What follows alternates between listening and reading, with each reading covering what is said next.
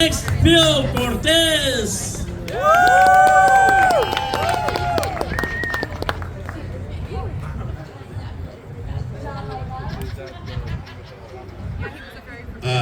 Awesome. All right, thank you so much. Yeah, it's like I said, last year I got second place. Anthony Nino, the host, he got first place, but I feel I was robbed. Not like I'm funnier than him, but that boy's ghetto. He robbed me in the parking lot afterwards.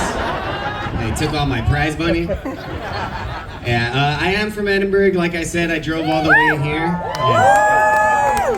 Yeah. Boy, are my arms killing me from all the honking and the flipping off I had to do. God, I feel like we're the best drivers in this valley, right?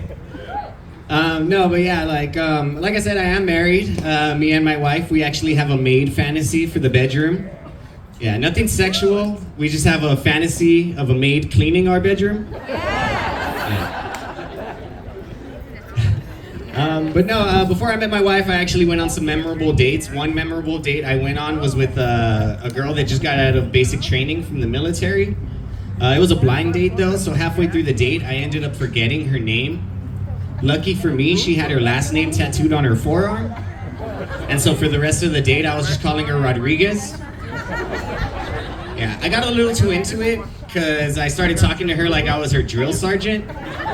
Get down on your knees, Rodriguez. But I think I was a little too convincing because I triggered her PTSD. She started doing push-ups. Yeah, she got to 100 and then I left. She was too tired for anything else. Another ex that was pretty memorable was she used to cut hair. She was a barber. She used to trim my beard for me all the time. Or at least that's what she told me when I'd wake up and she was standing over me with scissors to my throat. Yeah. I don't know if y'all have seen recently, but there's a new sandwich at McDonald's. Yeah, it's called the Chicken Big Mac. Yeah, I think that's bad marketing because I would have just called it the Big Chick. Yeah, it would have been great. I'll take 2 big chicks. Just go home with 2 big chicks at the end of the night. Yeah, so I've been hanging out with my grandma a lot recently. I've actually gotten her into a few things. One of the things I got my grandma into was like our slang, our terminology. So whenever she lights her prayer candle, she says, "That's lit." It's pretty hilarious.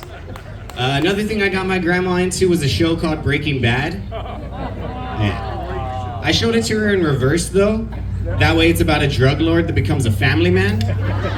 It's a lot more wholesome that way. She goes preaching the good word of Walter White to all her church friends. It's a hell of a testimony.